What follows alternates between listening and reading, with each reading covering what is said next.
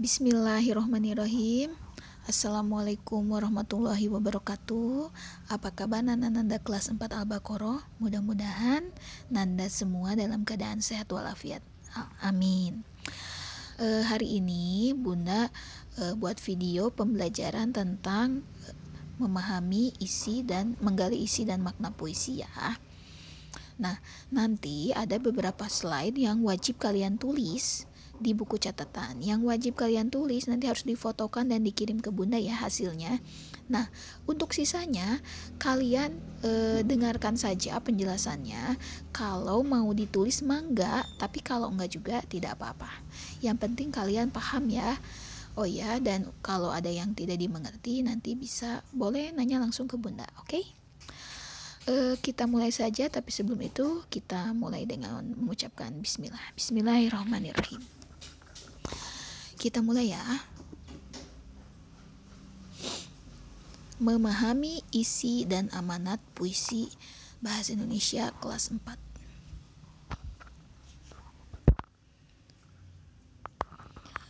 Nah, sekarang kita pelajari dulu apa itu puisi, pengertian puisi. Puisi menurut KBBI adalah Kamus Besar Bahasa Indonesia ya. Puisi adalah ragam sastra yang bahasanya terikat oleh irama, matra, rima, serta penyusunan larik dan bait. Nah, jadi dalam puisi itu ada larik itu baris ya, dan ada juga bait. Selain itu, setiap kalimat yang disusun, setiap kata yang dipilih itu biasanya memiliki rima, irama, sehingga terdengar sangat indah. Nah, puisi, kalau dengar puisi pasti kalian udah biasa ya mendengar puisi. Itu pasti apalagi kalau dibacakan dengan baik itu pasti terasa sangat indah dan kadang-kadang menyentuh, terutama kalau puisi yang sedih ya. Nah, jadi sederhananya puisi adalah rangkaian kata yang indah. Jadi merangkai kata yang indah. Nah, ini boleh kalian catat ya, wajib. Kita lanjutkan penjelasannya. Berikutnya tentang ciri-ciri puisi.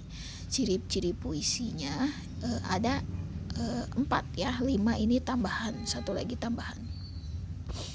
Yang pertama, puisi itu terdiri dari larik atau baris ya. Jadi terdiri atas baris-baris yang disebut dengan larik. Yang kedua, terdiri atas kumpulan baris-baris yang disebut dengan bait. Ya, tadi sesuai dengan penjelasannya ya, arti puisi ada larik dan ada bait. Yang ketiga, menggunakan kata-kata indah. Nah, kata-katanya indah. Nah, kata-kata indah itu disebut dengan kiasan. Yang keempat, memiliki keteraturan bunyi. Suku kata terakhir yang disebut dengan rima. Jadi kalau di puisi biasanya umumnya suku kata terakhir itu bunyinya sama.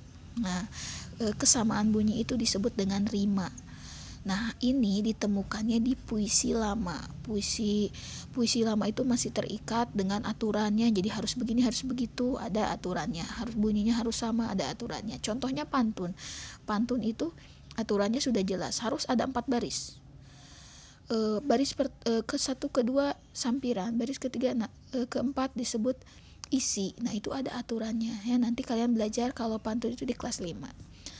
Nah, tapi ada puisi baru nih. Nah, ciri yang 5, ada juga puisi baru yang tidak terikat jumlah baris dan rima. Jadi barisnya per bait tidak harus 4. Boleh 5, boleh 1, boleh 2. Nah, ini puisi yang baru. Jenisnya itu ada ode. Ada apa lagi ya? Ada himne, kalau nggak salah himne. Nanti kalian bisa searching di internet kalau pengen tahu puisi baru dan puisi lama tuh contohnya apa saja ya. Oke, nah ini ciri-ciri puisi juga wajib kalian catat. Nah, setelah ini Bunda akan menjelaskan setiap poin dari ciri-ciri puisi. Nah, kalau penjelasan Bunda yang selanjutnya boleh dicatat, boleh juga tidak. Ini sifatnya lebih ke informasi saja ya dari Bunda. Oke, kita mulai ke slide berikutnya. Tapi sebelum itu Bunda mau menghapus kameranya. Oke, kita lanjut ya. Ciri yang pertama, terdiri atas, baris atau larik, dan bait. Jadi kalau di puisi itu disebutnya larik ya, disebutnya larik. Tapi kalau kalian nyebut baris juga tidak apa-apa. Nah, kita perhatikan puisi yang berjudul Cita-citaku ini. Kita lihat di bawahnya. Anganku melayang ke masa depan. Nah, ini satu baris. Nah, ini adalah satu baris. Maaf salah. Ini satu baris. Yang kedua, aku ingin menjadi seorang guru. Nah, ini juga satu baris. Berikutnya, guru adalah pejuang ilmu di garis depan. Ini juga satu baris atau larik. Terakhir, aku guru tanpa pamrih berbagi ilmu. Ini juga satu baris. Ini kita contohnya yang di awal dulu ya, yang bawah sama seperti itu. Terlihat ya bahwa puisi Cita-citaku terdiri dari baris atau larik. Kalau kita lanjutkan ke bawah, itu berarti ada baris ke-5, ke-6, ke-7, ke-8. Jadi kalau Bunda tanya, terdiri dari berapa baris puisi Cita-citaku? Jawabannya adalah terdiri dari 8 baris atau larik. Mudah-mudahan kalian paham ya, itu baris. Gampang. Ciri baris itu yang pasti satu kalimat aja, berarti itu satu baris. Nah, sekarang kalian perhatikan yang guru tanpa pamrih berbagi ilmu dengan baris aku akan berusaha mencapai cita-cita, yang ini ya. Nah, di sana terlihat ada jarak nih. Terlihat ada jarak di sini ya. Nah, jarak ini kalau kalian lihat ini memisahkan kumpulan baris atas dan kumpulan baris bawah. Bunda sudah tandai di sini ya. Baris di atas ada 4 baris, kemudian ada jarak dulu, baru ada yang kedua ya di sini, kumpulan baris kedua. Nah, ini menandakan bait yang disebut dengan bait. Yang disebut dengan bait. Kalau kita perhatikan di puisi ini berarti setiap 4 baris atau larik itu disebut bait. Begitupun yang di bawahnya ya. Jadi 4 baris yang bawah itu merupakan satu bait. Jadi kalau Bunda tanya, ada berapa bait puisi ini? Puisi Cita-citaku ada 2 bait. Nah, jadi bait adalah kumpulan baris-baris dalam puisi. Itu bait. Sekarang kita lanjut ke penjelasan kedua tentang bahwa ciri puisi memiliki keteraturan bunyi atau rima di akhir baris. Jadi rima itu, nih rima ya, kalian nanti harus akrab dengan kata rima.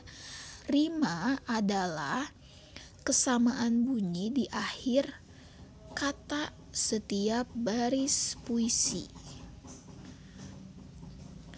Contohnya kita yang bait kedua puisi ini ya. Kita contohkan yang bait kedua. Aku akan berusaha mencapai cita-cita, yang ini. Yang ini ya, aku akan berusaha mencapai cita-cita. Coba perhatikan bunyi akhirnya adalah A. Bunyi akhir itu berupa bunyi vokal ya. Jadi A, I, U, E, O, bunyi vokal. Nah, kalau yang cita-cita bunyinya A. Bunda tuliskan A. Baris kedua, tak akan lelah aku mencari ilmu. U. Ilmu itu bunyinya U ya, bunyi vokalnya. Jadi Bunda tuliskan U. Yang ketiga, tak akan aku berpangku tangan saja. Bunyi terakhirnya A. Bunda tulis bunyi akhirnya A. A. Dan baris terakhir, demi tercapainya cita-citaku, bunyinya U. Aduh, Masya Allah, salah. Bunyinya U. Jadi bait kedua puisi cita-citaku, bunyi akhirnya itu adalah A U A U. Tapi dalam rima puisi tidak ada rima AU AU. Rima puisi tersebut adalah AU AU, tidak ada. Rima disimbolkan dengan huruf A dan huruf B. Oke. Puisi tadi rimanya ada yang bunyinya A dan bunyinya U. Jadi kita simbolkan yang bunyinya A, kita simbolkan dengan A. Yang bunyinya U kita simbolkan dengan B. Jadi rimanya adalah A. Nih ya. Rimanya ini yang A kan simbolnya A. Yang U kita simbolkan B. Yang A lagi kita simbolkan A, yang U kita simbolkan B. Jadi rima puisi ini adalah A B A B. Kalau kalian perhatikan, rima A B A B itu baris ke-1 bunyinya sama dengan baris ketiga, baris kedua bunyinya sama dengan baris pertama. Mudah-mudahan kalian paham ya sampai sini. Amin. Oke, kita lanjutkan penjelasan berikutnya. Ini tentang jenis pola rima. Nah, pola rima itu ada 4. Ada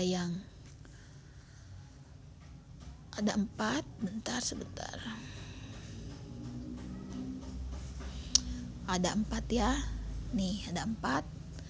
Yang pertama rima A A A A. Nah, rima A artinya setiap akhir kata bunyinya itu sama. Nih, Bunda kasih 2 contoh ya. Yang puisi pertama yang ini, kalau kalian perhatikan semua barisnya, semua baris atau lariknya diakhiri dengan bunyi ya, bunyi huruf A. Ramadan A. Ditahan A. Ditahan lagi A, ditingkatkan juga A. Ini semua bunyinya huruf A. Tadi kalau rima itu disimbolkan satu bunyi disimbolkan dengan satu huruf yaitu A ya. Berarti karena bunyinya semua A, simbolnya rimanya adalah A A A A. Coba kalian perhatikan contoh yang kedua ini. Kalau kalian perhatikan bunyinya semua I ya, bukan A, bunyinya I. Mudah obati luka di pipi. Terus luka di hati, lukai hati, dan laku diri. Ini semua bunyinya terakhirnya I. Tapi bukan berarti rimanya I, bukan. Nah, karena rima itu tadi disimbolkan lagi. Kalau satu bunyi, simbolnya satu aja A. Kalau 2 bunyi, yang bunyi kedua B. Nah, karena ini cuma satu bunyi, berarti simbolkannya A. Berarti baris ke-1 sampai ke-4 rimanya adalah A, A, A, A juga ya. Oke, mudah-mudahan kalian paham. Berikutnya rima ABAB. Kalau rima ABAB kayak tadi ya. Jadi bunyi pertama sama dengan bunyi ketiga, bunyi kedua sama dengan akhir bunyi keempat. Ini rima ABAB. Nah, sekarang ABBA, rima yang ABBA. Coba perhatikan, cita-citaku menjadi pramugari. Itu bunyinya I ya. Kalau dibunyi ya, kita simbolkan A. Nah, meski sulit tetap berusaha. Ini bunyinya A. Jadi kita simbolkan B. Karena sungguh tak ada yang sia-sia, ini kita A juga. A sama tadi kayak baris ke-2 ya. Berarti kita simbolnya B lagi. Kelak terwujud aku terbang kemari. Nah, ini sama dengan yang baris pertama. Nah, jadi kita simbolkan dengan A karena bunyinya sama-sama I. Ini ABBA rimanya, dan terakhir rima ABAB. Kurang lebih sama ya. Kalian bisa pelajari sendiri. Ini mah hanya informasi tambahan supaya kalian wawasannya bertambah ya. Oke, terima kasih. Ini untuk slide. Kita lanjut ke slide berikutnya. Ciri berikutnya, ciri puisi berikutnya yaitu yang akan kita bahas adalah memiliki kata-kata indah yang disebut dengan kiasan. Coba kalian perhatikan baris pertama yang ini ya. Anganku melayang ke masa depan. Kalian pernah dengar kata angan gak? Mudah-mudahan ada yang sudah pernah dengar ya. Kalau yang tidak, angan itu pikiran ya, pikiran melayang.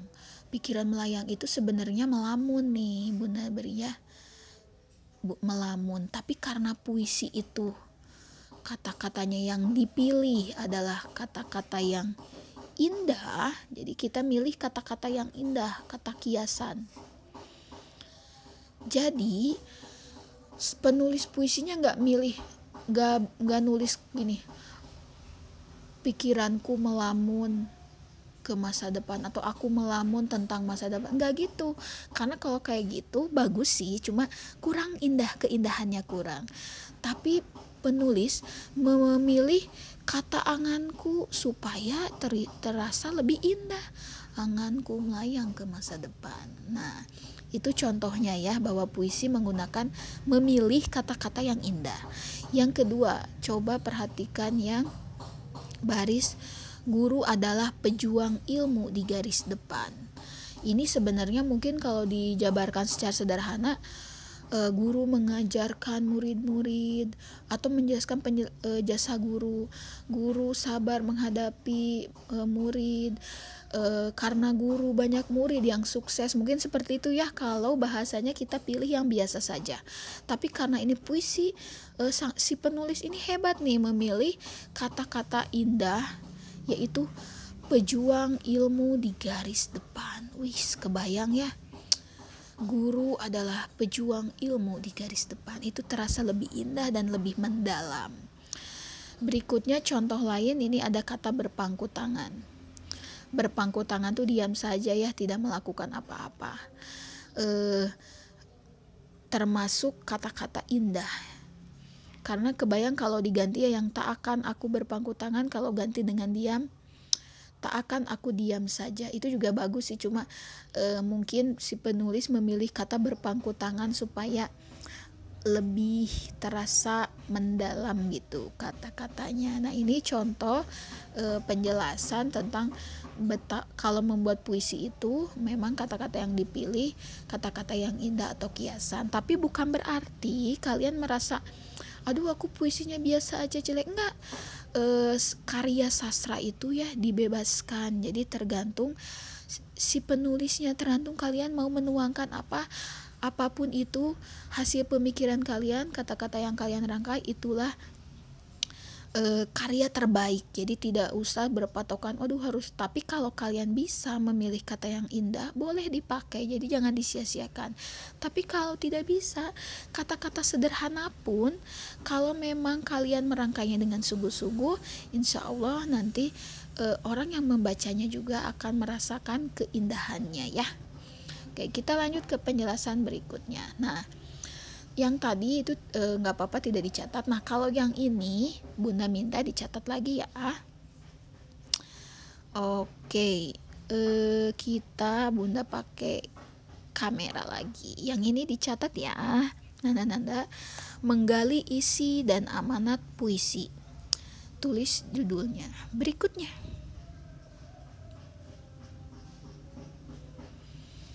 Nah, kita bahas dulu apa itu isi puisi. Nah, isi puisi disebut juga makna puisi. Nah, makna puisi adalah arti atau maksud yang terkandung di dalam puisi yang dapat ditangkap oleh pembaca sesuai tingkat pengalaman dan pengetahuannya. Oke, jadi isi puisi itu informasi ya, maksud dari puisi yang bisa ditangkap oleh pembacanya.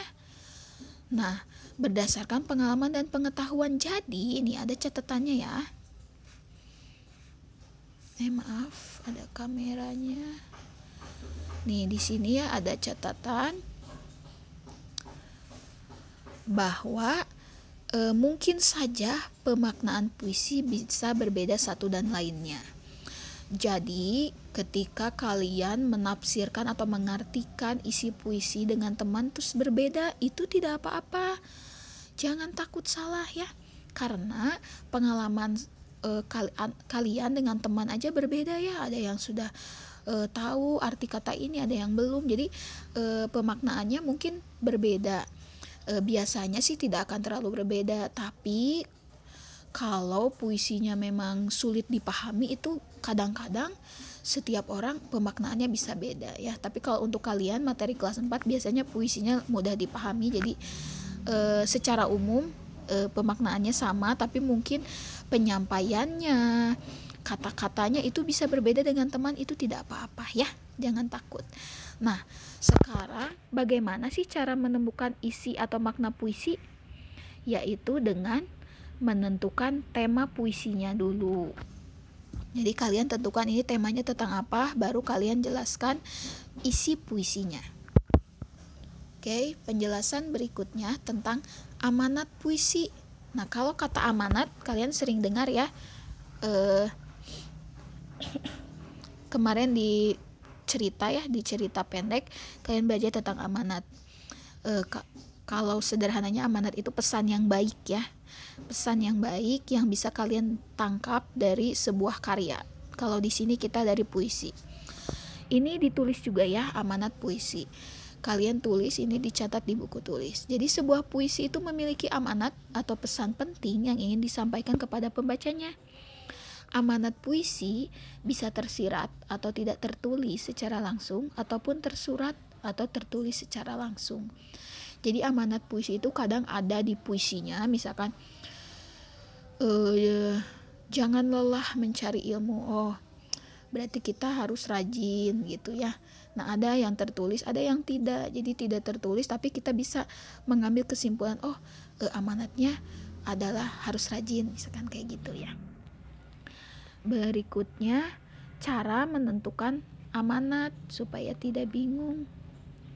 Nah, untuk menentukan amanat ada 3 caranya. Yang pertama, membaca puisi secara berulang-ulang. Jadi kadangkala puisi itu perlu kalian baca berulang-ulang supaya kalian paham apa isinya. Terus kedua, mengartikan kata-kata yang sulit. Kayak tadi ya, ada beberapa kata yang mungkin kalian belum pernah dengar, itu diartikan dulu. Jadi itu maksudnya apa, supaya kalian lebih paham isi puisinya. Dan ketiga, merangkai kata menjadi sebuah kalimat yang runtut. Jadi setelah kalian paham isinya, kalian bisa ambil amanatnya dengan cara merangkai kata-katanya dengan baik ya. Oke, itu saja materinya. Berarti yang harus kalian catat adalah 1, pengertian puisi, kedua, ciri-ciri puisi. Lalu cara menentukan amanat, isi dan amanat puisi. Kalian tulis yang tadi ya, tentang isi puisi itu apa, dan kedua yang ini tentang amanat puisi. Itu saja yang wajib dicatat. Sisanya penjelasan tadi untuk kalian dengarkan, dan Bunda harap kalian benar-benar mendengarkan penjelasannya ya. Karena nanti ada tugas, takutnya kalian malah tidak mengerti, dan Bunda akan sangat senang kalau kalian menonton video ini sampai akhir. Oke, terakhir nih. Materi terakhir ini tentang menentukan isi dan amanat puisi. Ya, Bunda masih ikut lah. Tadi puisinya yang tadi ya, Bunda. Ini mah contoh cara menentukan isi dan amanat puisi. Puisinya Bunda ambil yang tadi, yang cita-citaku yang jadi guru itu. Tadi kata Bunda untuk menentukan isi puisi, kalian tentukan tema kan? Nah, kalau tema puisi yang tadi sudah jelas temanya cita-cita menjadi seorang guru. Jadi ketika Bunda tanya apa isi puisi tersebut, jawabannya adalah seorang anak yang bercita-cita menjadi guru dan dia berjanji untuk berusaha mencapai cita-citanya. Nah, ini isi puisinya. kurang lebih seperti ini. Bisa saja kalian menangkap isi puisi yang lain dengan kata-kata yang lain, tapi intinya masih sama. Jadi boleh ya. Yang kedua, amanat puisi. Nah, amanat puisi itu pesan yang ada di dalam puisinya ya. Kira-kira pesan apa yang kalian bisa dapatkan kalau Bunda mendapatkan pesan, yaitu apapun cita-cita yang kita miliki, kita harus berusaha keras untuk mewujudkannya dengan rajin belajar. Dapat dari mana? Lihat di bait kedua ya di sini. Aku akan berusaha mencapai cita-cita. Tak akan lelah aku mencari ilmu. Tak akan aku berpangku tangan saja demi tercapainya cita-citaku, gitu ya. Jadi berjuang untuk mencapai cita-cita, itu amanat puisinya. Nah, jadi setelah membaca puisi ini, kalian mudah-mudahan juga bisa terinspirasi bahwa kalau kalian punya cita-cita, kalian harus berjuang. Cita-citanya apa saja ya, tidak menjadi guru saja. Menjadi apapun itu pasti harus dengan perjuangan. Perjuangan yang paling mudah tentu dengan belajar sungguh-sungguh. Walaupun kita dalam keadaan pandemi ini ya, mudah-mudahan kalian tetap sabar dalam mencari ilmu. Karena ilmu itu tidak akan berat dibawa-bawa ya. Insya Allah akan bermanfaat kesananya. Nah, mungkin sekian penjelasan dari Bunda. Terima kasih. Sampai jumpa di pembelajaran selanjutnya. Mudah-mudahan apa yang kita pelajari hari ini bermanfaat dan bisa membekas dan bisa teringat terus sama kalian sampai nanti besar ya. Amin ya robbal alamin. Bunda tutup dengan ucapan hamdalah. Alhamdulillahirabbil alamin. Wassalamualaikum warahmatullahi wabarakatuh. Sampai jumpa.